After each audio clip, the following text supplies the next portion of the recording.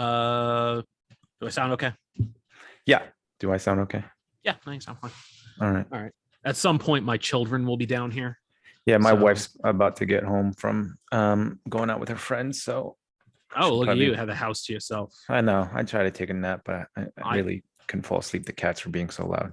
I think I probably haven't had the house to myself for more than about 20 minutes in 3 years, conservatively 3 years. How are you? You have kids? Yeah. Oh yeah. No, awful. All right. All right. Well, that's probably a good place to start. So, welcome back, guys, to what is maybe the last episode when it's going to be called the 107% F1 show, because I found a guy on Twitter that goes by 107% F1. He does like infographics and stuff. And he does a really good job. And we were here first, though. We were here first, actually. Yeah, his account was as of August, and I believe we were doing podcasts before that. But unfortunately, I never did get around to making the podcast a Twitter account. So yeah, for the next episode, it's not Twitter legal. Yeah, no. So for the next episode, we'll probably have a different name, which is fine. We had 107% was good for the year that we had it. So we'll come up with something worse. Yeah. So actually, right before we were talking about recording this, and the news today just dropped. Mario Andretti went on Twitter and just posted that his son Michael Andretti has filed paperwork with the FIA to come in as a new team after failing to buy Sauber Alfa Romeo back in October, I think. So supposed to be joining in 2024. At first, Andretti Autosport gave it a no comment, where I'm like, okay, but like the source was Mario Andretti, so I don't know that we necessarily needed a comment. But Andretti Autosport has actually since confirmed it. So apparently 2024, assuming the FIA signs off on it, we will have a second American Formula One team, which is pretty sweet. Yeah, and if Audi ever ends up coming in with one or two teams, we will have a pretty packed grid again for the first time since before the regulations that just finished. I think 2014 with Marussia and HRT. I don't remember the last year those guys ran. Hispania. But yeah. There are 24, 26 cars on the track. So it'll be good to have those guys back on. Well, not those guys, but more guys back on track. Yeah. 20 cars, I think, was really kind of the minimum. The 20 that we've had has been, I wouldn't like to see 18. So 20, 22, 24 cars would be a nice healthy field. I also don't necessarily want to see a ton more than that, because you really don't want it watered down. No, not really. And it would almost be like an endurance race at that point with that many cars on track. Plus the new teams will probably be behind anyway, so they'll just be the back markers, and it will definitely be watch out for blue flags. Almost said that word. All right. 2024 is kind of an interesting choice. Will already be 2 full years into the new regulations, but also 2 years before the new powertrain regulations. So he's going to have to get engines from somebody. I think probably Renault, even though Andretti already has, with his IndyCar teams, a relationship with Honda. So I suppose that's possible. Although I do think at this point he could get a very good deal on some Renault engines if Renault is still only supplying themselves by then. I mean, I'm sure Red Bull would love to have a third team on the grid. That's a good point. Yeah, because you're right. Yeah, because they would still only be the two by then. Right. Yeah. God, at some point Renault's gonna have to pick up somebody. they can't just go on just supplying. I mean, unless they come up with a world beater engine this year, then they'd probably be more than happy to just have themselves. But but I don't know how. I don't know how long they can continue on with that for, but that's their issue. But yeah, so I thought that was kind of good timing for us that that news came out literally right before we started recording. 2024 is a good time to come in. Nobody's going to expect them to win in their first or second year anyway, or even compete well. So, take 2 years, develop your aero, and then it's pretty much just wasted time anyway, because the engines are going to change in 2026.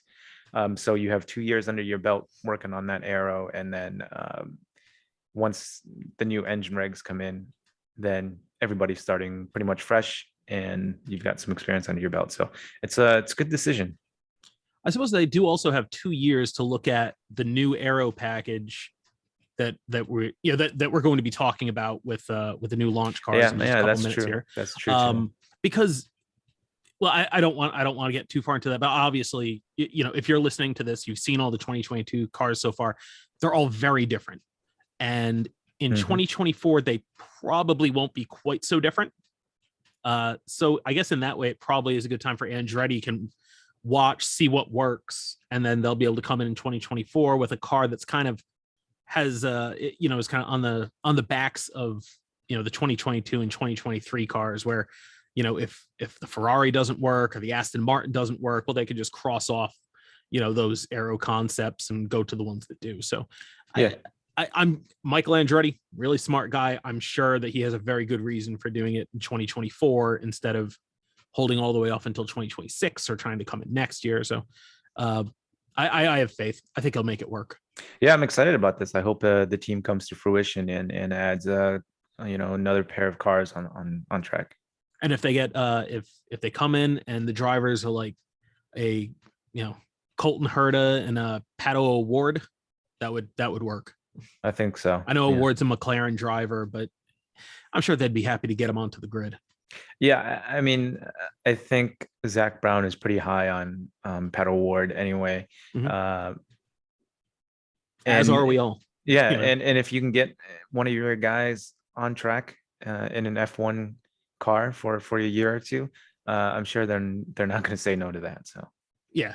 So anyway, so that was pretty cool. So we'll keep on top of that, and we'll update you guys as we know.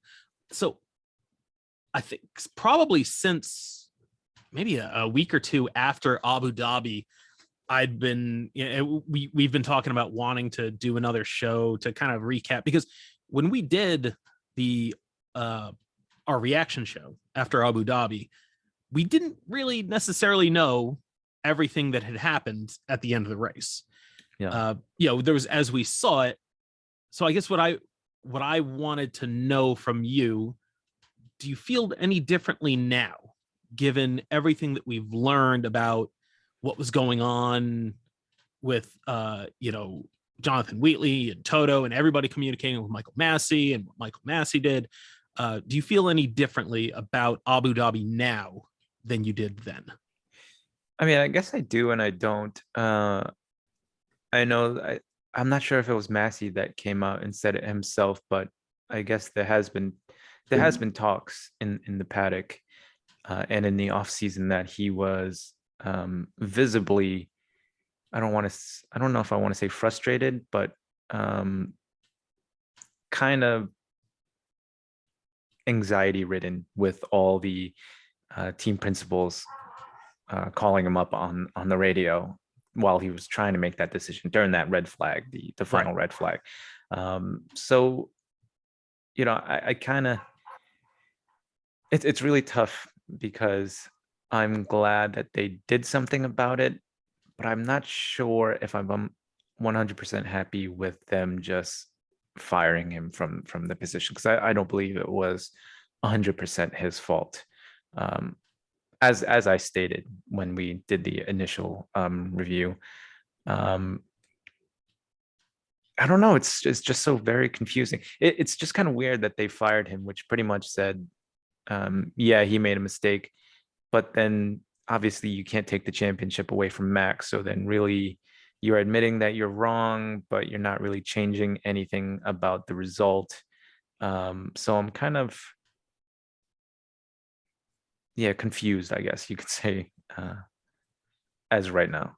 So it felt to me, and so the more I've thought about it, I don't dislike what happened at the end of the race. I like that it didn't end under caution. I think ending behind a safety car is kind of anticlimactic. You want to see that green flag finish as much as you can, but it seemed like what the FIA did was that they implemented the rules as they wish they were written rather than how they were actually written. And how the rules are written, you kind of, Yeah, there's a reading of those rules that allow Michael Masi to do what he did at the end of the race, but most people reading those rules would not interpret it that way. No, probably not. Not in that situation. Yeah, so it says to me like I've said I would not be surprised because the new FIA president had come out and he basically said that they were going to revise or take a look at the safety car rules. And I honestly will not be shocked if they change the rules to more clearly allow what Michael Masi ended up doing. I mean, they have to kind of at this point. Yeah, because to me, there's no real good reason anymore with electronic timing and scoring why they have to unlap the cars and then wait another full lap. You have to unlap, and then the next lap after that is when you clear out, is when you go back to racing. Well, we don't have to do that anymore. They don't actually have to unlap themselves. They could just drop back and you unlap them electronically. And then you know roughly how much fuel they use over the course of a lap. So you can allow for that, when they're doing fuel inspections and stuff at the end of the race. So yeah, there's really, I guess Seb Vettel's been talking about that for a while, said that it's stupid that the way that they do it.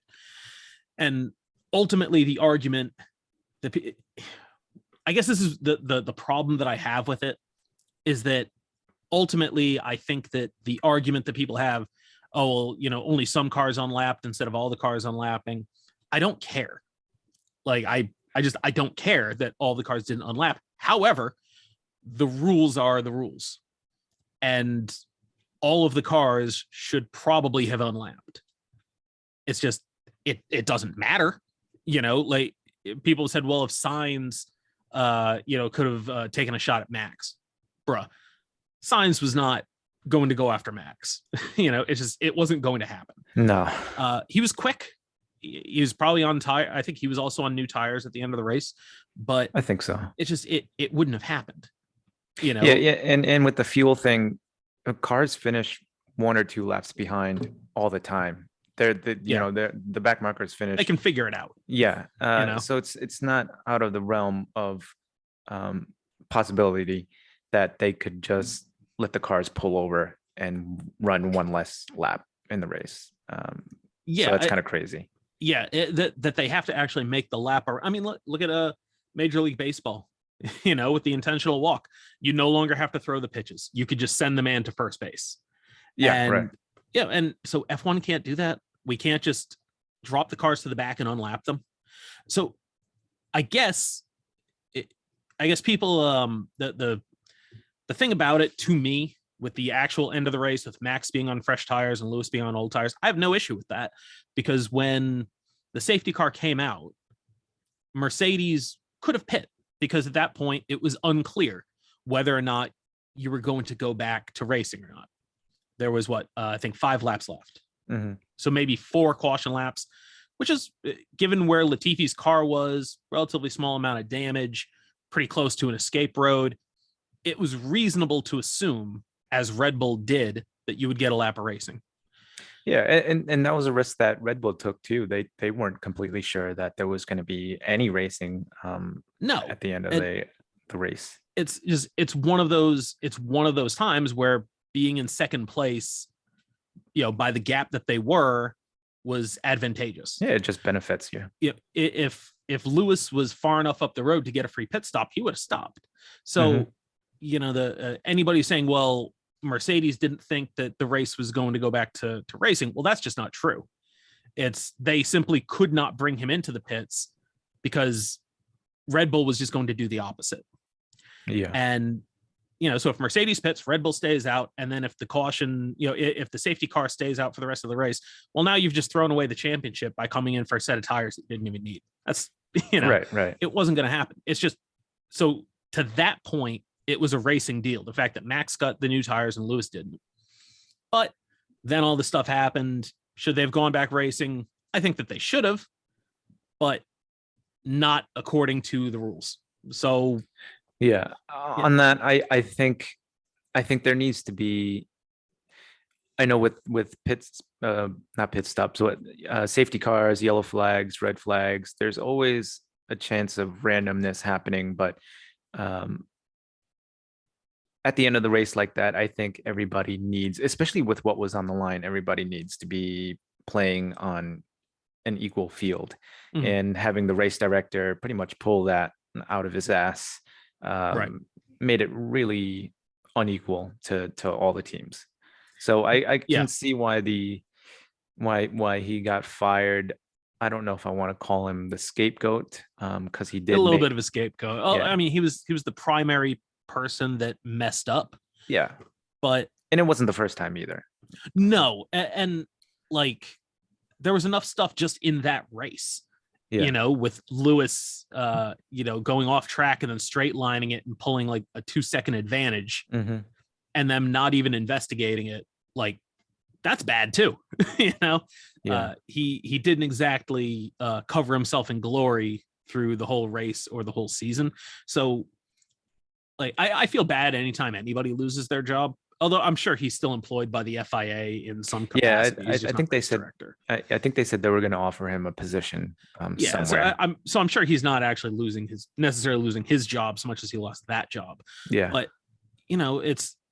it's not as if he's been doing it for 20 something years, and it's like, well, nobody else has. It's not like he was Charlie Whiting, No. where Charlie, yeah, maybe he would mess up every once in a while, but like he was still the best choice for it. Hmm. Masi hasn't been doing it forever, so I really don't have an issue with them replacing him. And I think for the FIA and for Formula One, I don't think that they could have gone forward with Michael Masi in that position and expected people to feel confident that the right decisions were being made over the course of the race. Yeah, and not even just the teams, the fans will always be crying favoritism, Yeah, for sure. so long as he's in that position. Yeah, Um, I I, do I have I have an issue with fans complaining that he got fired just because he went against Mercedes one time at the end of the race there, and mhm. come on, I don't Twitter, that's just not true. know. Uh, I mean, Toto's a powerful guy, but I don't know that he's necessarily that powerful. no, no. He So, made he and made mistakes that benefited both sides, Red well, Bull and and Mercedes, all season long. yeah, and I will say this: I don't think that Massey was trying to win the race for Red Bull. I don't think that he was trying to get Max the championship. I think he was trying to get a finish to the race. Yeah, I think so. If this was exactly flipped and Lewis was in second and Max was leading, I firmly believe Michael Massey would have done the exact same thing. Hmm. Again, I really don't think that he favored Lewis or Max, because the people saying, well, because, and look, I'm on Twitter way too much, so there are still people that think that it was done specifically to keep Lewis Hamilton from winning an 8th championship. But if that's what you're doing, you have to you make Lewis give that position back at the beginning of the race when he goes Right, off, right. because that's great. So now you make him pass Max again, and maybe they crash and Max gets the championship anyway. So just, you can't tell me that at the end of the race that they did that on purpose, when they didn't even investigate Hamilton straight lining the after he was pushed off and gaining an advantage, never giving it back, and then just driving away. Yeah, which would have been huge. He would have been in the dirty air of Verstappen's car for the Yeah, entirety of the race. yeah, and I mean, I think he probably would have gotten back by him eventually, because he did have very good pace. Yeah, But I think so. not that I'm trying to rehash the entire race again, but again, I don't think there was a conspiracy theory. I don't think that there was a conspiracy. I don't think that he favored anybody. I think he messed up, and he paid the price for it. So, hopefully now, with, I guess, they have the guy that was the DTM race director is going to be one of the race directors, Yeah. and there's going to be like a whole review panel thing going on in real time. And Charlie Whiting's assistant is Yes, back that too. too. So yeah, 73 years old. I mean, God look, bless it him. knows motor racing. Yeah. So, Yeah. but yeah, I hope that some good comes of it. That going forward we get more consistency, because that was really the thing that I think drove everybody nuts last season, was like track limits were inconsistent, and like, oh, Lewis pushed Max off here, but Max pushed Lewis off there, and this one was investigated and that one was penalized. It's just it was all a lot. And so I mean, Abu Dhabi was the finish that it deserved. And boy, what a way to go out. Oh, I know, right? Yeah. A blaze of glory. Yeah. So I've been thinking about that for a while. So I definitely feel differently now than I did before, where I was aware that something messed up had happened, but I didn't necessarily, not that I didn't care about it, but it didn't bug me. We just knew it wasn't going to change anything. Fretting over it wasn't going to change anything. I did get one thing that I wanted. Now the teams aren't going to be heckling the race director all race long now. I think that's probably for the best, given what we've seen. Yeah. I enjoyed the theater of it, but the pettiness of it. Yeah, but a guy like, if Michael Masi was just allowed to just do his job in peace, even if he did exactly what he did, you wouldn't have people saying, well, it's because Jonathan Wheatley, persuaded him, because there was did you see it's not new audio necessarily, but it was him telling Michael Masi basically that you don't need to let all the cars on lap. You only need to let these ones on lap, and then we can go have a motor race. Yeah. And it was right after that was then him talking to Toto and saying it's a motor race, Toto. And it didn't look good. No, it really didn't. Yeah. So, shout out, what's his name? F1 Jordan on Twitter, because I guess he was the one that made that more mainstream, I guess, because people really hadn't necessarily heard that audio together like that. Yeah. And it wasn't exactly something that F1 was going out of their way to publicize. So it was, actually, another thing I do have to say, Team LH, the Lewis Hamilton fans, I thought that they would run out of steam after a couple weeks. Oh God, no. And bro, they have not. they have not. They do, credit to them. They can do like crazy passionate sports fan, as well as any Red Sox, Yankees, Patriots, Cowboys fan, whatever. They have been nuts for the last almost 2 months without stop. And they, if they weren't doing that, Michael Masi would probably still have his job. You think so? No, I really do. It's not like people make decisions like that off Twitter all the time. And it's just, I mean, think about it. If nobody was complaining about it, the FIA wouldn't have done that themselves. They would have been fine with it, because I mean, we just saw what more people watched Abu Dhabi than watched the Super Bowl, Yeah, that's crazy. So now, granted, the Super Bowl is a very just American event, but everybody here watches it. So generally the biggest television event of every year. It's the Super Bowl. So I mean, so it was a Formula One race, which is great. But yes, I can't imagine without the Hamilton fans, and I'm sure there were also some like people that were not necessarily Hamilton fans that were mad about it, but it was mostly Hamilton fans. Yeah. So kudos to them. They stuck with it. I was very, very, very wrong when I thought that they would lose steam. They most certainly did not. So congratulations to the Hamilton fans. I don't know if Masi getting the boot is going to assuage any of their grief from the loss. Yeah. No, they're happy about that, but now they want the last lap of the race voided. God. So that. Oh God. So I can't imagine it'll happen. This is why I don't go on Twitter. You're right to stay off Twitter. I can't help myself. So anyway, so that's Abu Dhabi. I wanted to go back to that for a little bit, and I'll probably regret it.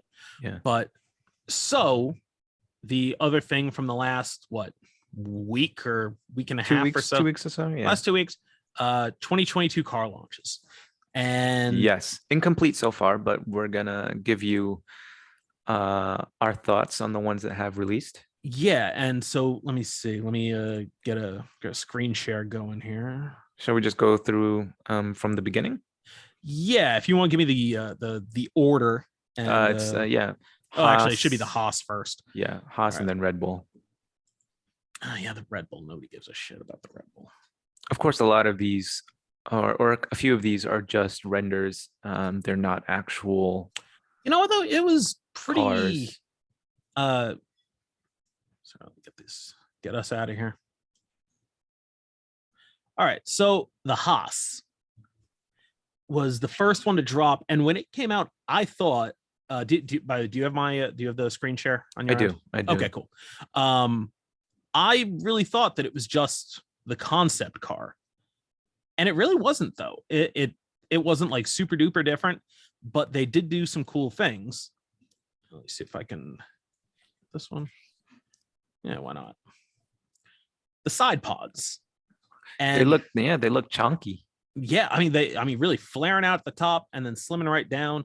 The livery is very similar to what we saw from them last season, but a clean car. Honestly, I didn't.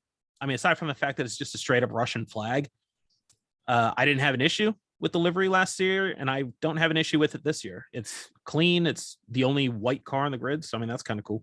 Yeah, I know a lot of people gave it a lot of shit talking last year. Yep. But Well, it was a trash car last year, so.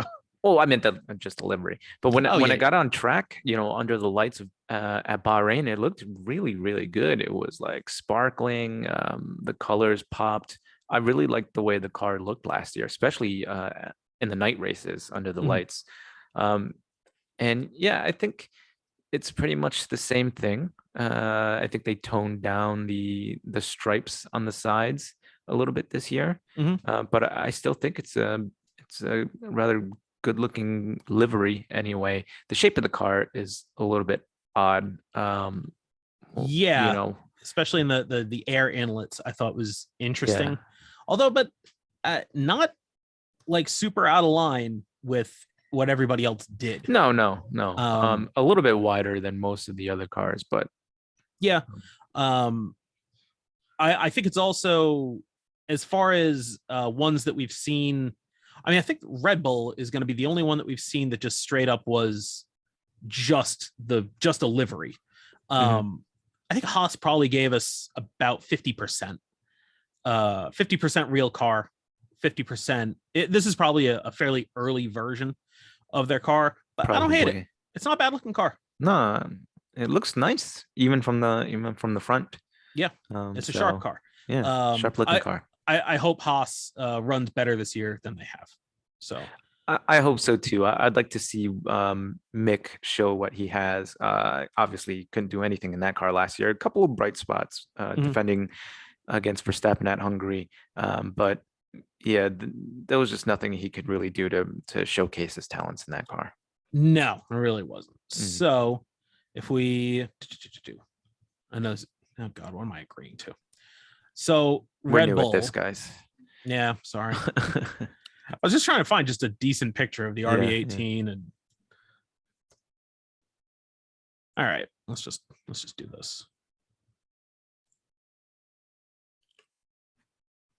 I'm just going to just blindly agree to everything. Okay, here we go.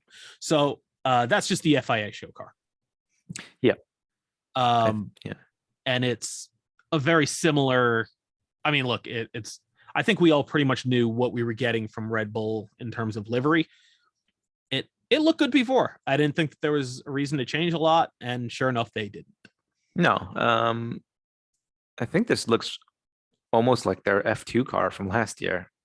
Yeah, more yellow on the front nose than their F1 car had. Newer logos. I think the bull got toned down a little bit. Yeah.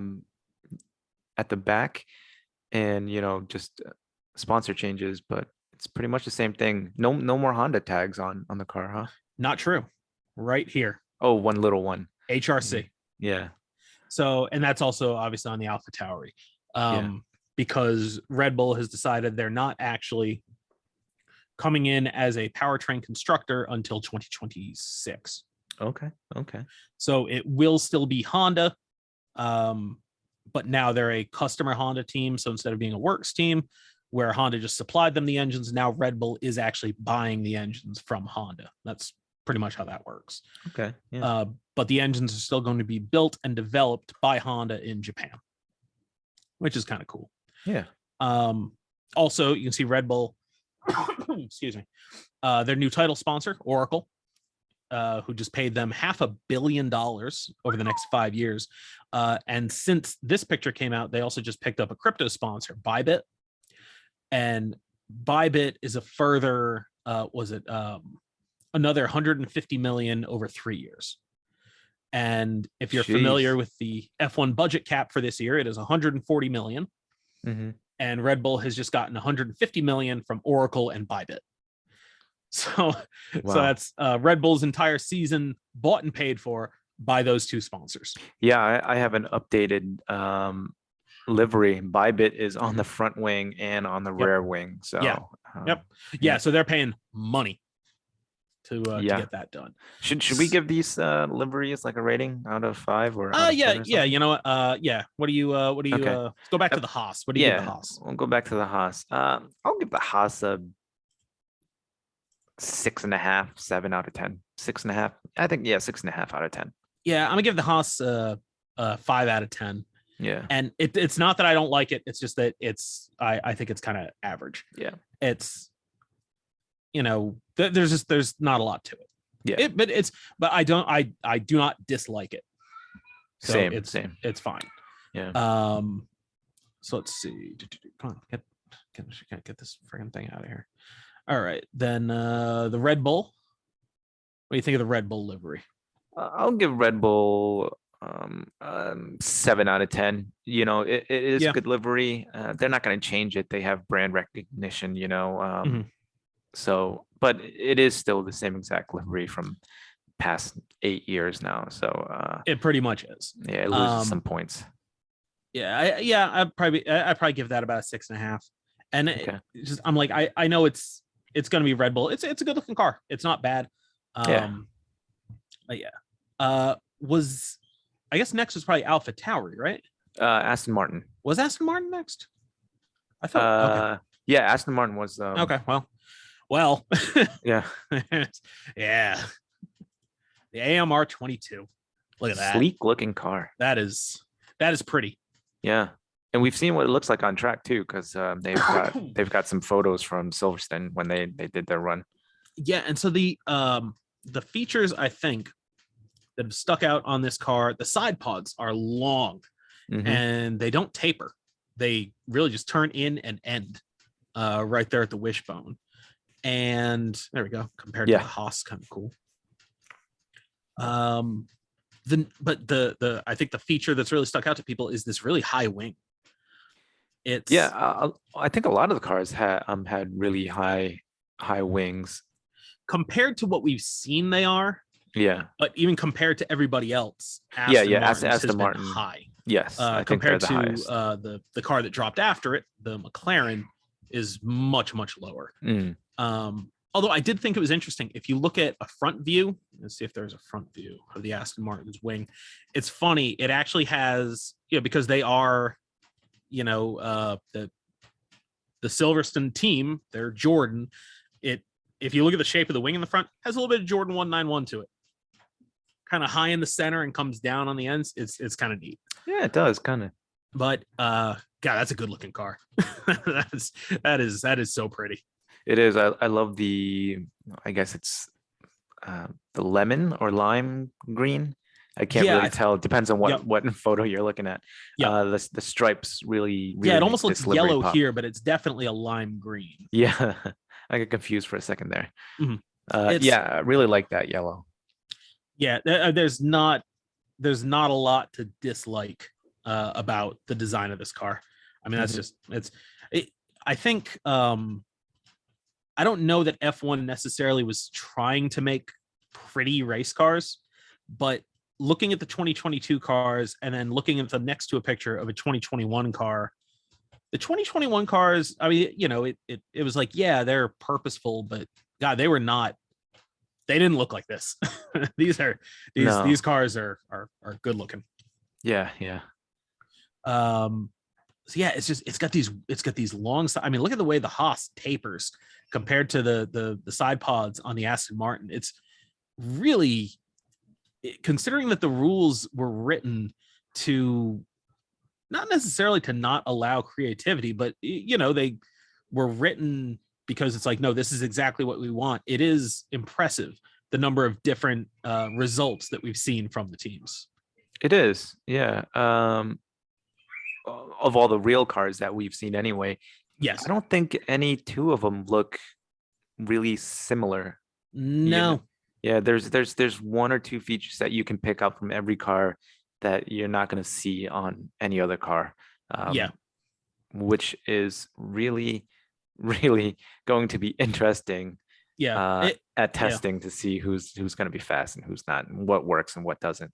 Yeah, we could see some big gaps in times. I really, really hope not, though. I hope that everybody's weird solution works equally well. That's my hope. Are these? I wonder. Are these photos to scale? The Aston Martin's a lot shorter, or the Yeah, wheelbase is a lot shorter. Yeah, there is. I mean, I don't know how scaled this one is, but I did see a picture where they had. I think at the time it was all 5 cars. They had top down views of them. Okay. And I thought the Haas might have been the longest, but I forget. Oh, that's interesting. Yeah, but so out of 10, what do you give the Aston Martin AMR 22? I will give it a 9.5 out of 10 just because Lawrence Stroll bored the shit out of me during their little press conference.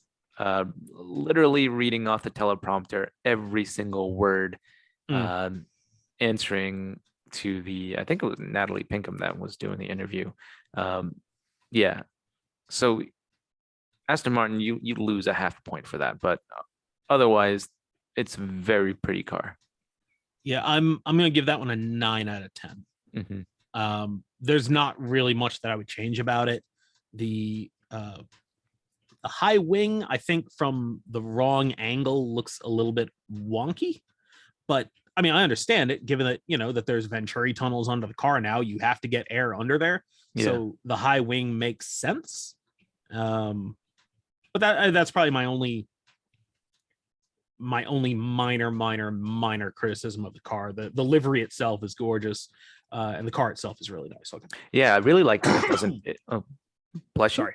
Was that a cough? Steve? No, it was a cough. My okay. throat's dry. I don't know what's going on. I really like that it doesn't taper back. Right. At the body, it looks really cool, and obviously those I think those are vents. I'm not really sure what they are, but they look really really sick on the car too. Yeah, it almost seems like there's like lay down radiators or something right there that they're trying. Yeah. I have no idea what they're going for. Yeah, but I don't mind it. I do not mind it. No, well, no, soon enough. Next would be the McLaren MCL 36. Yeah. So let's see. This car has been getting a lot of hate. I do not understand it. No, I don't either. When we're about to wrap this up, bring up their Indy car. Yes, livery too. That was really pretty. Mm-hmm. But yeah, go ahead. You want to take this one? I think it's a great looking car. I think maybe people wanted more blue or no blue.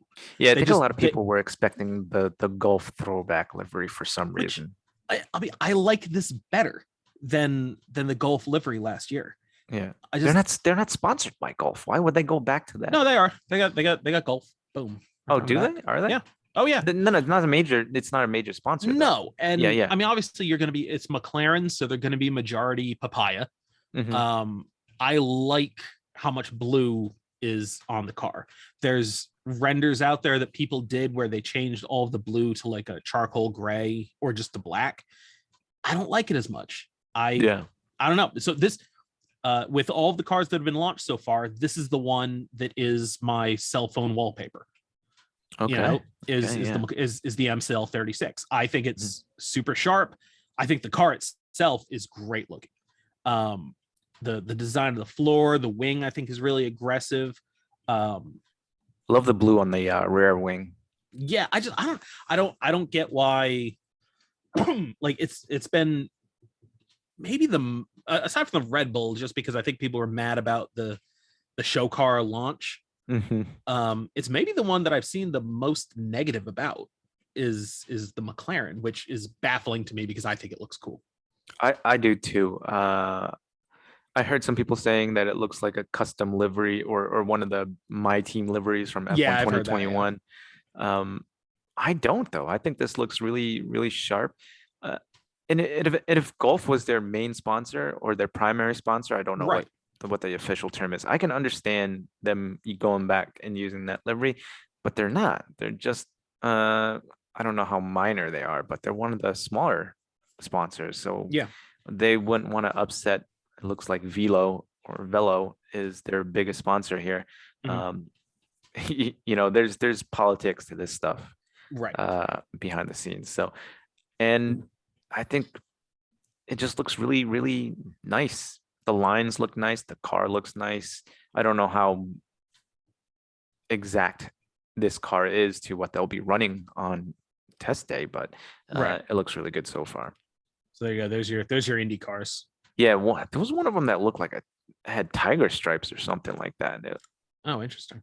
Yeah, And I'm there's not their sure. Extreme E. Oh, that one. Back. I think it might have been that one with the black triangles on the back. Oh, this one. Yeah. I saw it real quick during their Oh, is that reveal. the? I think that's the that's their esports livery. Oh, is it? Yeah, I believe Oh, that's yeah, what that's that not is. IndyCar. Yeah, Yeah. but yeah, It it's looks I don't really know. nice. Yeah, I like the MCL 36. Yeah, I do You too. know, I don't understand the hate that it's getting. no, I really don't either. Yeah. I'm gonna give that one a an 8 out of 10.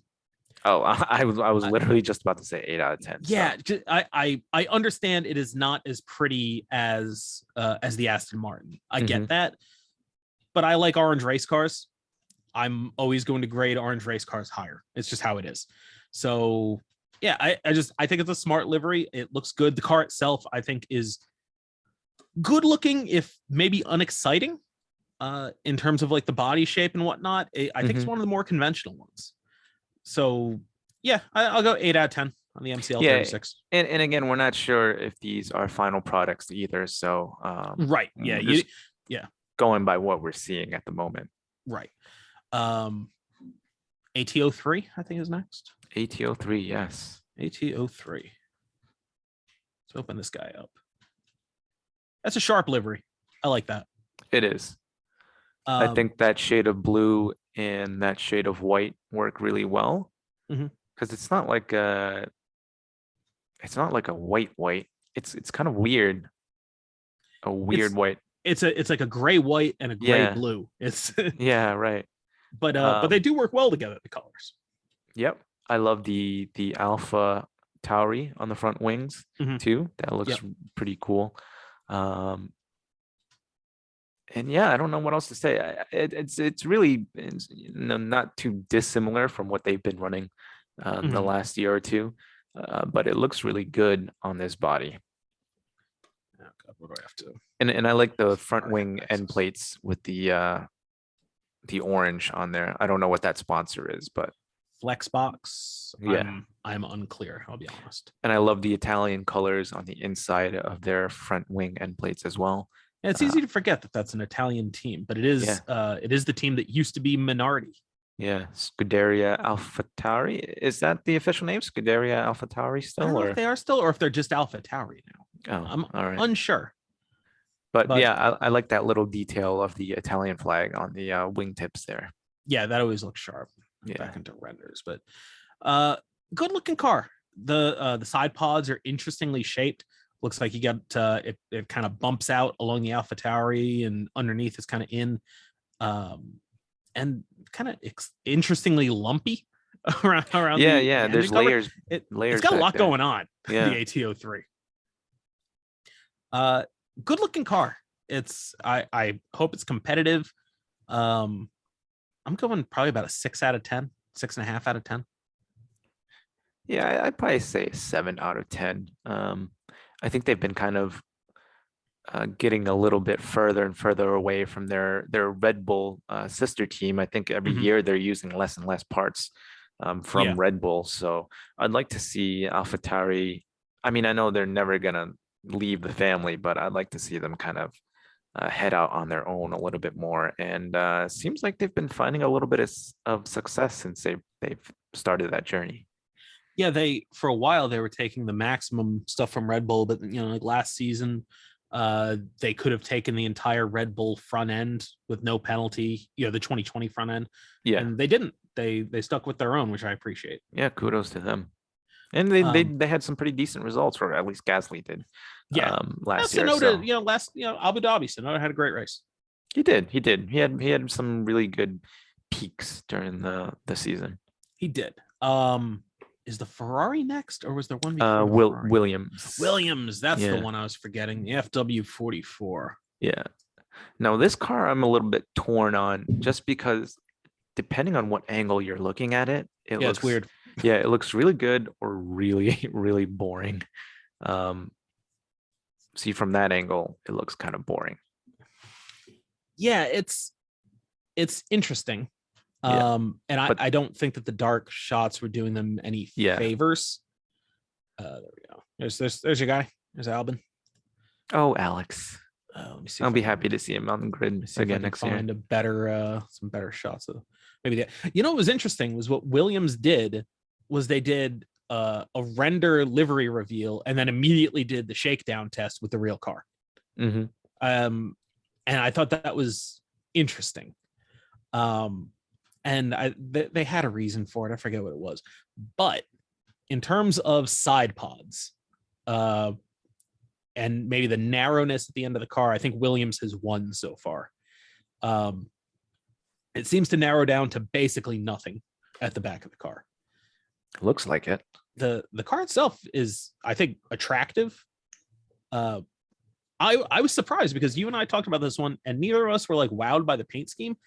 The internet loved this thing. Loves the Williams. They love the livery? Yeah. Yeah, they love this car. It's crazy. Huh. I don't dislike it at all. It's sharp. And I do think when we first saw the renders versus how it looks on track, it looks a lot better on track. Yeah, it was really dark in that room too, or at least the way the video was playing, it looked really, really dark, and it didn't look quite so well during the reveal. But certain angles, this car does look sharp. I like the contrasting blues on the back, the diamond shapes on the back. Yep. I haven't seen. I don't think I watched any of the on track video, so I can't really say what it looked like on track. But the car itself looks nice. The livery was just meh. But yeah, I think overall package, it's not a bad looking car. No, it's I like the nose. I like the end plates. The wing on it is sharp. I do like the red on the intake.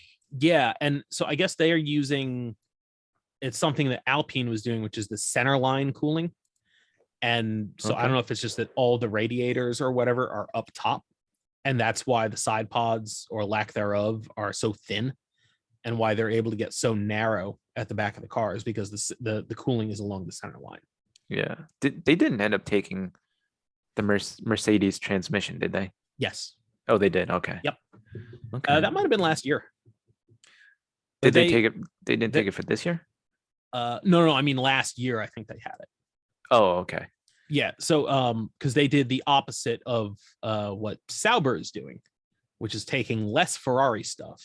Williams is like, nope, we're taking all of the Mercedes stuff that we possibly can, which I think is probably a good idea for them. Yeah, that's a smart move. Yeah. So, I mean, you get the championship winning car versus the second to last place car. So it's probably a good decision on their part. Yeah, but yeah. you know what? Hopefully it works. And and we're talking about Nicholas Latifi as the world champion. Let's hope so. Yeah. For rating, I'll give this as a 6.5 out of 10. Yeah, I'm it grew on me a little bit. I'm gonna give it a 7. Yeah. I don't just it's above, it's not like average, but it's not like good either in my eyes. So it's kind of in between. I like the shape of the car more than I like the livery. Yes. Same here. I don't dislike the livery, but I'm very interested in the shape of the car. It looks like Williams. I thought up until the a certain red car that we'll be talking about in a second here, I thought that Williams had the wildest aero concept. with how narrow it got at the rear and the relative lack of side pods. So it's just I appreciate that they're taking a big swing at something. So hopefully it works. Yeah, I mean, considering most of your downforce will be coming from underneath the car, I Mhm. guess the less you have up top, the Yeah. less drag you'll have as well. So Mhm. hopefully it'll work out for them. I'd Yeah. love to see them succeed. One, because Yeah. I'm a huge Williams fan Mhm. from back when Nigel Mansell was driving for them, and now Alex Albin's on the team. So Yeah. It'll just be better if Williams is competitive. yeah, That's how I feel about Ferrari and McLaren. All the hmm old teams. yeah. Um. So Now it's well, Ferrari. yeah. Now we're on to the real stuff. um. I mean, you can't go wrong with red. This car, the F175. I mean, just look at the freaking thing. It's pretty. It's pretty. This is the livery that I've been dying for Ferrari to do for years. Is just 1990s red, black wings. That's it. Mm-hmm. I'm happy now that they kept it, until they had a very pretty car to put it on. There we go. Full size image. There we go. Oh God, damn it. All right, there we go. But this, I guess, so this angle doesn't really show the highlight, I think, of the F175. If I can find the picture, it was the one that I sent to yeah, you. The side pods. yeah. I Looks mean, like the edge of a fortune cookie. it looks like Spa. I mean, Yeah, it's just it looks like a water park slide or something. yeah. Why am I going to Twitter? Get out of here. I mean, it's just a wild shape that they did here. Yeah, you could take a bath in there. Yeah, It's just again, I hope it works. It's nuts, the shape of this vent. yeah. When you first showed this to me, especially with the vents there, I immediately went to like a manta ray with their Yeah. gills Yep. and their wings. It looks really, really sleek. Mm-hmm. Yeah. I mean that car is just yeah. They had to have figured something out to go this kind of wonky with their body shape. Yeah, I appreciate it. Mhm. Like I said, that's again, the whole thing has been, it's just been nice to see that there's so many different routes that you can take inside of these regulations, Mhm. which I don't, I really didn't think that we would see this kind of variation in body shapes and stuff. I don't think that we'll see it 3 years from now. Yeah. Wow, Because it's those clear. those side pods go. Yeah. The opening is really deep, huh? Yeah. Oh, yeah. Yeah. Look at that. Yeah, that's weird. Yeah. Yeah. Wow. I mean, It's and really yeah, I mean, look at, wide and thin. yeah. I mean, the wing is just, I don't know, it's just minimalist. Um, yeah, they did a lot, Ferrari. Um, I like it though, and Yeah, I do too. the shape of the nose. I love the shape of the nose on the Yeah, cars. It comes that's that really little point. unique. Yeah. Yeah, I mean that's just yeah. I think it's interesting how half the teams have attached that lower wing to the tip Mm-hmm. of the nose, and the Yep. other half have it attached to the second section of the wing. Yeah. There's a on the Williams or somebody where it's just one of them is just there's like a gap between I think on the second, like it's attached to like the first and the third, but there's like a pass through on the second or something like that. Really? It's Oh, yeah, that's it's interesting. weird. But I like, I don't know, it's so Ferrari that it It seems like is. they've gone out of their way to make the car attractive. It's yeah, is it what works best? Hopefully, but the car is just also really good looking. And I think that's just a very Italian, very Ferrari thing to do, and I really appreciate it.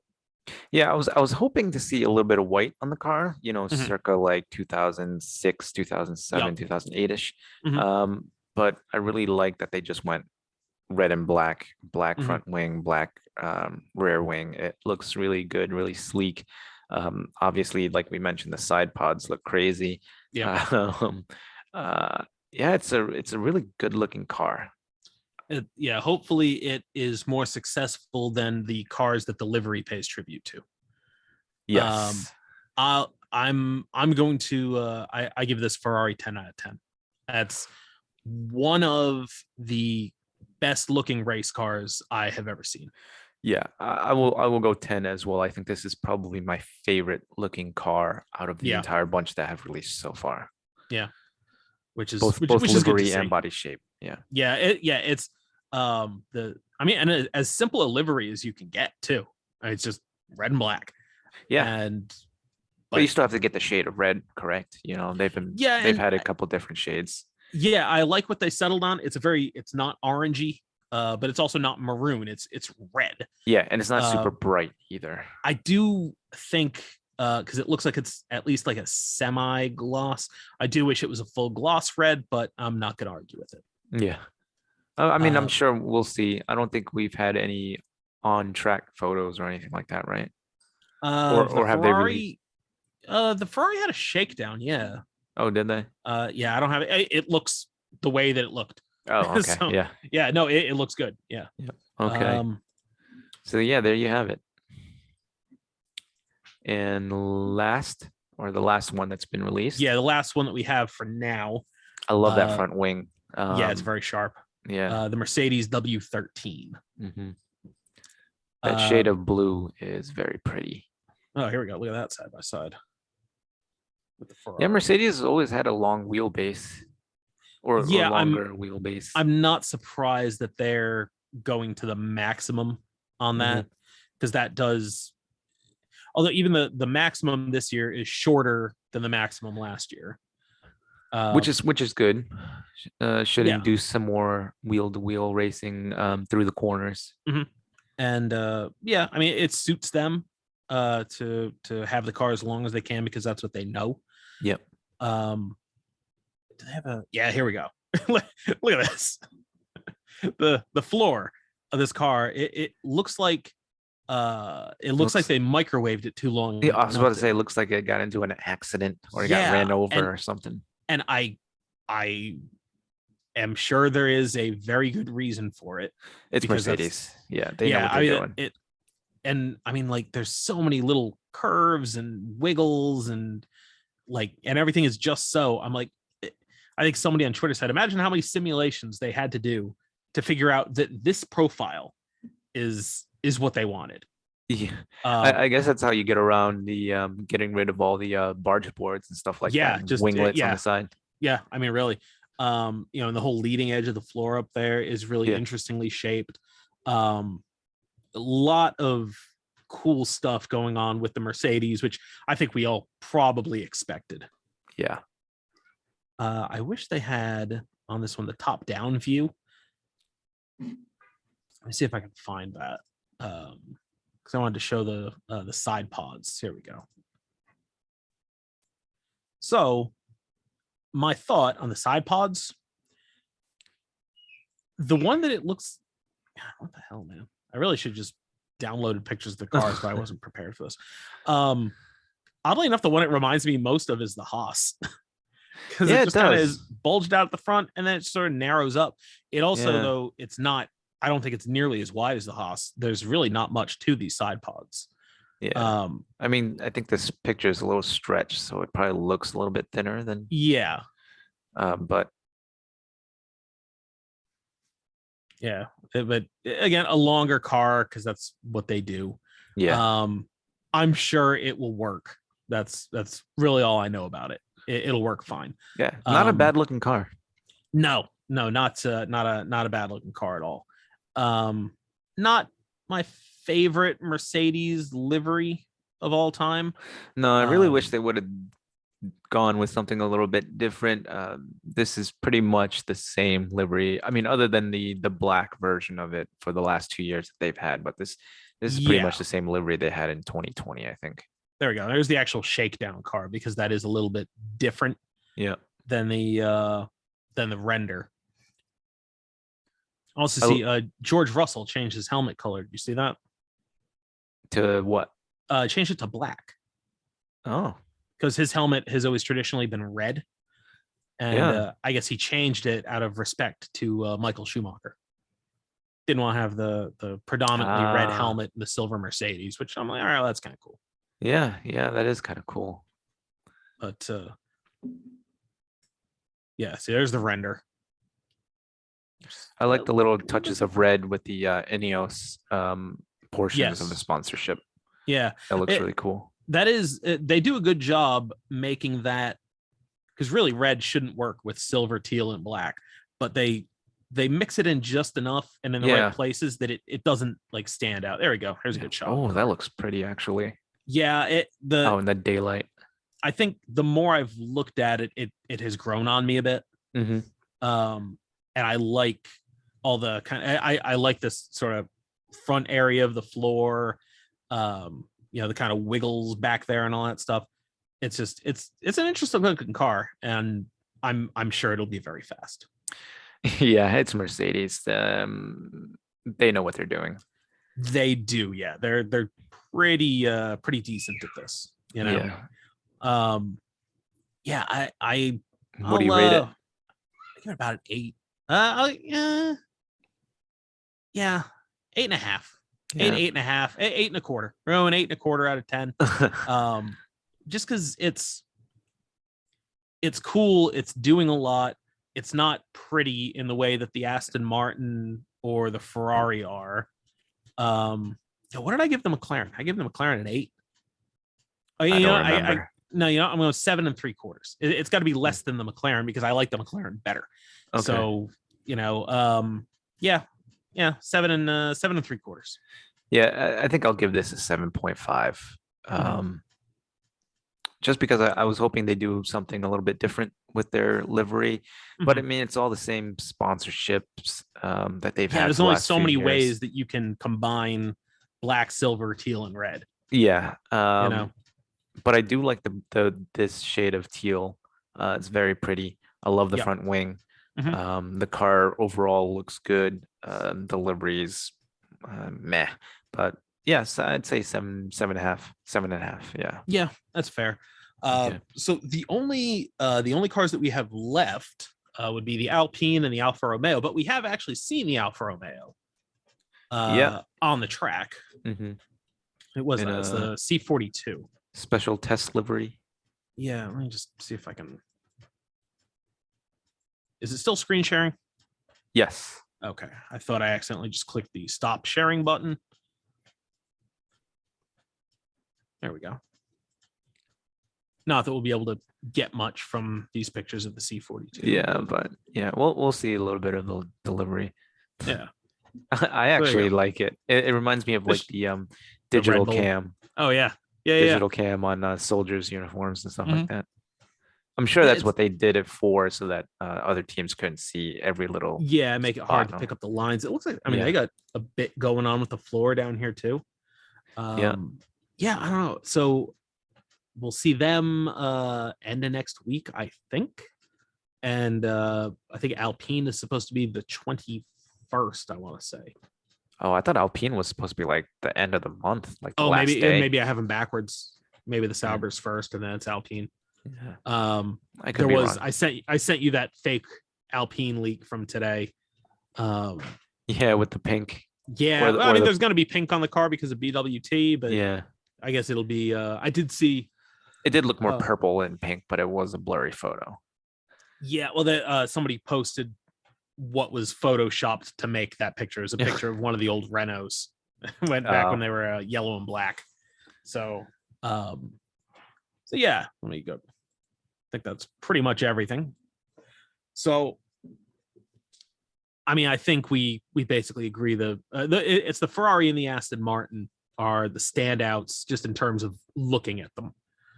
yeah. Uh, who do you think? Well, just from seeing them so far, who do you think is going to have the best car come the first race of the season?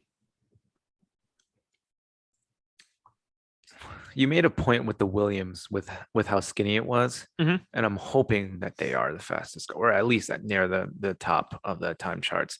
But just from how crazy they looked, I think Mercedes and Ferrari look to probably, just because they're the Ferrari floor was not the Ferrari floor, the Mercedes floor was so weird, and the Ferrari side pods were so off the Yeah. wall.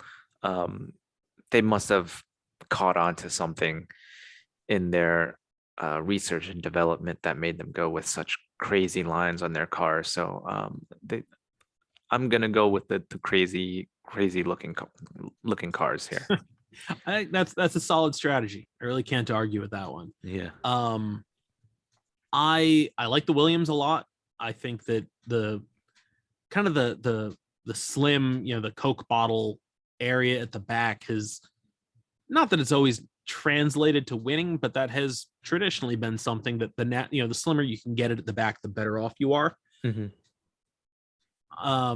From what I've seen, I mean, it would be dumb, I suppose, to count Mercedes out, just because that car looks, it looks like a car that should be fast, just because of all the weird stuff it has going on. Mhm. It seems like it's all for a reason.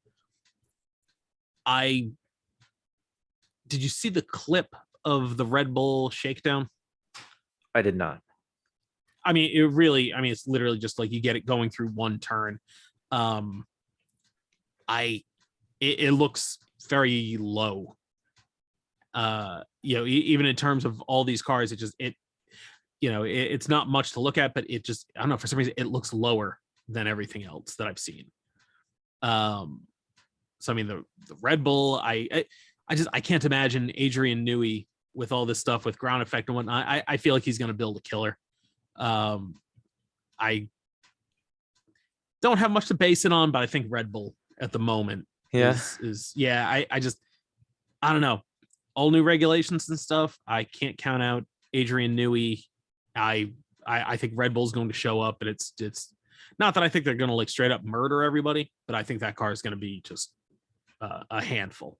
Yeah, and considering since they're pretty much the same engines, again from last year, and Mhm. Honda looked to have found a really good um, spot with their engines. Mhm. I think if Newey hits the jackpot with the Aero this year, they'll be really tough to beat. Yeah, I mean, like I hope that I hope everybody is in the same ballpark. I mean, it would be great if we were back to where, like, we're talking about, okay, yeah, that's a power track, so that suits Mercedes and McLaren, Mhm. and just oh yeah, it's kind of a medium speed track, maybe, that would probably be a Ferrari track. And I just I want to see, four teams competing every week. If you've got Mercedes, Red Bull, Ferrari, and take your pick of who you want for the fourth one. Mhm. Um, I, it's funny that it was like refreshing last year that you didn't know who was going to win the race, except that it was going to be Max or Lewis. Pretty Um, much. but it was still better than it had been the last couple of years, where it was, oh, is it Just going to be one. Lewis or Valtteri? Yeah. It's probably going to be Lewis. Yeah. Um, just seeing two different cars winning races was nice. So hopefully this year we get more, parity, even though Mhm. the cars are wildly different. So I don't know. I have high hopes for it. And Yeah. if nothing else, the cars are much nicer to look at. So if the racing sucks, at least, at least we'll still have that. And if Ferrari is fast, then you'll have both drivers going for the race win, just because Sainz and Leclerc are so close together. We saw that last year. Mhm. So if Ferrari has a really fast car this year that can compete in the top three, Mhm. I think you could see 5 or 6 race winners this year, which it would be pretty cool. Yeah. Like legit race winners, not like, oh, Lewis Hamilton got sent to the back of the grid, or there Yeah. was a Yeah. safety car or something like that. Yeah. Ocon, I guess that would be Ocon and Ricardo Yeah, from yeah. this past season. But Hmm. I mean, look, I would like to see both of those guys win this year. Yeah, I'd love to I see want to see Alpine be Alonso winning competitive. races, and Yeah. hopefully Alpine will come up with something decent. There's been a lot of rumors where people just unsubstantiated, oh yeah, they're having trouble with the car. It's like, right, you don't you don't know anything. I mean, people forget that they're a pretty big car company. Yeah, Renault. Alpine, Yeah, Renault, they build a yeah, couple of cars. yeah. So So they definitely have the finances and manpower to really do something. I'm sure they'll be fine. So Yeah. I'm not losing any sleep over Renault, Mhm. or Alpine. Um, is there anything else that we need to touch on before we wrap this up for today? No, I don't think so. Just that I'm super excited for the season to start now that all the cars have been launched, or majority of the cars have been launched. Yeah, pretty much everything. Not that we're not anxious to see the Alpine and the Alfa Romeo, but not as it wasn't as big of a deal as seeing the Mercedes and the Ferrari and the Aston Martin. Um, so hopefully those guys come with good cars too, and hopefully Michael Andretti shows up in 2024 with a good car. Yeah. Yeah, I don't know. Just it's kind of a bummer that we're not getting coverage of the Barcelona test. Yeah, I know. A couple days I don't away, right? understand that at all, but whatever. Less than a So month to the start of the season, though. that's great. That's Can't crazy, wait. isn't it? Yeah. It's awesome. So yeah, we'll I don't know, maybe we'll be back either before testing or probably after Barcelona, because we will get reports and stuff from that. Yeah. And then we So can take a look at the last two teams that haven't released their livery yet as well. Give those a yeah, score. yeah, we'll have to get to that, and we can make some predictions for the season. Yeah. And God, I think it's going to be a good one this year. I think we're going to get a good season of racing this year. Yeah. Also, we're starting to ramp up video production again with the Yes. game side of this channel. So definitely check that out.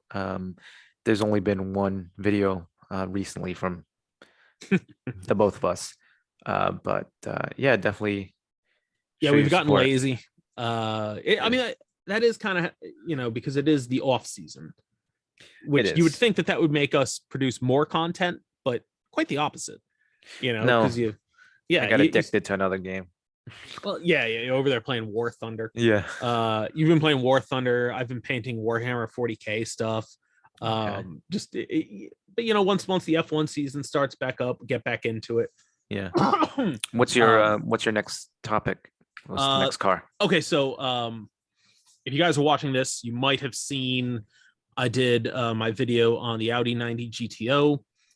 My next video is going to be the Porsche 917.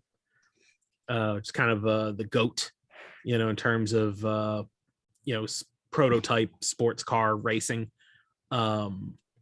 So I was messing around in Project Cars 2, racing at Vintage Le Mans.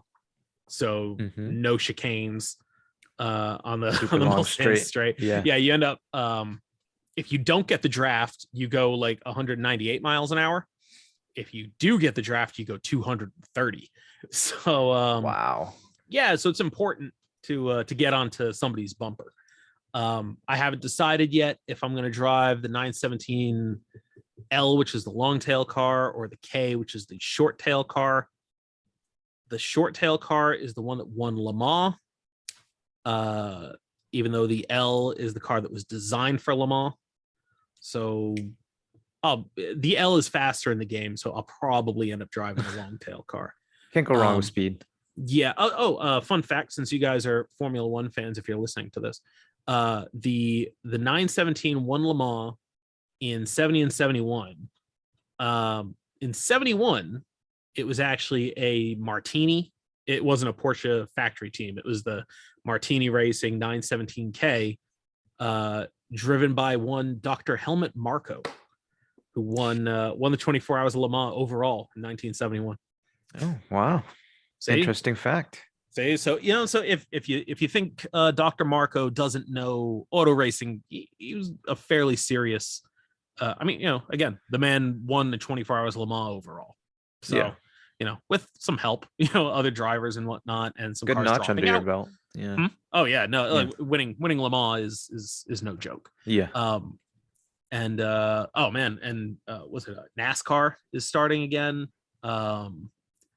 They have their new car, which people like it. Oh, it's a new car this year. Yeah, it Okay. is. They call it the next gen car.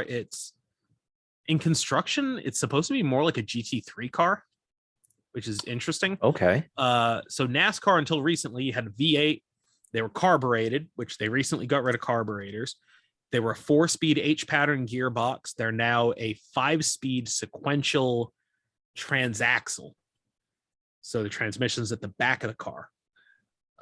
It's sequential now? It's sequential, yeah. It's no longer an H-pattern shifter. Okay. It's just up and down. Yeah, I don't think it's paddle shift though. I think it's Actual I think up it's and down. it's a shift lever, Yeah. but it's just, but it's just upshift and downshift. Yeah. And they're running 5 road courses this year on their calendar, which granted, it's out of like 35 races or some asinine amount. They're running Watkins Glen. Oh yeah, oh god, they always do. Yeah, they're running Watkins Glen. They're running Sonoma. They're running where are they running? The Indy Road Course, I think. Okay. They're running Road America. Ooh. And I might have to check that one out. It might have been it might not be the Indy Road Course. It might be the Daytona Road Course and the Charlotte Road Course. Something like that. Okay. Or maybe it's Daytona and Indy. I don't know. But they're running 5 road courses, which I think is cool. And they just did the Busch Clash at the Coliseum, which is like this little like 3rd-mile track that they built inside a football stadium. Yeah, my coworker was telling me about that. Things got pretty heated in qualifying. It was pretty neat, dude. I had it on while I was painting some minis, and it was interesting. Sounded like a wreck fest. It not as much as you'd think. Really? There was a little bit of it, Yeah. But I mean, they did it as like so it's not like, because usually in NASCAR you have like 40 cars, so they didn't put 40 cars on that track, which I appreciate. I think they put them on there like 15, maybe 20 tops, something like that. Okay. But it was mostly like 10 cars at a time. It was neat though, and the cars do look good. They just, to me, they don't look like stock cars, NASCARs. Do they still sound like a NASCAR? Oh yeah. Okay. Yeah. Still, yeah. No, actually, I gotta say they changed the exhaust a little bit, so they have like straight dual exhaust with no X pipe or anything like that. So they sound pretty gnarly. Okay. And they went to, like Formula One, they went to an 18-inch wheel. Formerly NASCAR wheels were 15-inch with a bunch of sidewall like Formula One. And they finally went from a 5 lug to a single lug wheel. Yeah, I heard about that too. Which is another, like, I was torn on it, because it's funny that Formula One, they do, like, Red Bull did pit stop in 1.82 seconds, but NASCAR would do a pit stop in, like, I don't know, 12 seconds. And I thought that was 10 times more impressive than what Formula One does. Well, yeah, I mean, they had a fuel too. Well, they had a fuel, and it was less guys over the wall. So it was 2 guys per tire, but you couldn't go over the wall until the car showed up. Mm-hmm. Right. So you're not just like sitting out there waiting for it. Then you have to run out, go to the other side of the car, take off 5 lugs, pull the tire, put the other one on, tighten up 5 lugs, go to the other side. Again, manual jack. So a guy has to go with the jack, then run over to the other side of the jack, while this other dude has this giant can of fuel up on his shoulder, putting that into the car. Gravity fed. Yeah. And they do that in like 12, 13 seconds, 4 tires and a full tank of fuel. Yeah. I thought NASCAR pit stops were by far the most impressive pit stops in racing. Yeah. I mean, they have that signature sound from the lug nuts, that. Yeah. I'm going to miss that. Oh no, for sure. So, but the new cars look cool. They're supposed to be pretty racy, although at Daytona, they've been, because they're draggy, so they're pretty slow. Mm-hmm. Was it like Danica Patrick, oddly enough, has like the fastest pole time in the Daytona 500 at like 193 miles an hour in like 2016 or something like that. And and that's just by yourself, restrictor plate, all that stuff. These cars are going like by themselves, they're lapping at like 178 miles an hour. 178, 100. In the draft, I think they're seeing like 190, 195. Okay. So it's slower, and it's supposed to be difficult to keep the draft. So I think those cars will probably shine on the road courses and the short tracks. I Yeah. don't know how they'll be for the super speedway stuff, but we'll see. So Yeah, that might be not so yeah, interesting to so watch. there is other interesting racing stuff coming up. Yeah. You know, IMSA. Oh man, Porsche has been showing off their new LMDH. Um, oh man, Peugeot has their has the 9X8, their hypercar. It's got no rear wing on it. It's so Yeah, weird you were looking. It's telling me great. about that. You were Oh no, telling it's me about awesome. that. Cadillac just showed their new one. Audi has not shown theirs, but Porsche has actually had theirs out on the track, which is great. So many teams are involved and stuff. Man, it's going to be next year. Sports car racing is going to be like the best that it's been in 20 years. Mm. It's going to be awesome. And So, any Grosjean fans, Indy is about yes. to start in 10 days. Yep. So He's and actually running the full season, right? yeah, I think so. And he'll be on one of the top teams this year too. So Yeah, he's racing for Andretti. yeah. See, Andretti, you know, coming back with Formula One, Hey, you got a guy with a super yeah, license that you could put in that car, and Roman Grosjean. You yeah, know? has experience, has found some success in IndyCar. He's one of the most popular drivers in IndyCar right now too. Oh yeah. Well, he And had he a just heck of a rookie season. he was great. He was exciting. Yeah. You know, he was having Yeah. you could see he was having like the time of his life. It was great. Yeah. All right, anyways, I think that's pretty much gonna do it for Yeah, today. that's all the time. We'll be back. We're also gonna try to do some YouTube stuff. Hopefully I can get that 917 video done on Sunday, but we'll see. Anyway, guys, thanks for listening. Thanks for watching. Next time you see this, it's probably going to have a different name. We're leaning towards Chaos F1 because we're always rooting for chaos in these races. And we've gotten quite a lot of that recently. But, you know, if anybody has any suggestions that they want to throw up, let us know because we're not very creative. Yes. So, anyways, guys, I think that's it. All right. We'll see you All guys right. next time. All right, latest.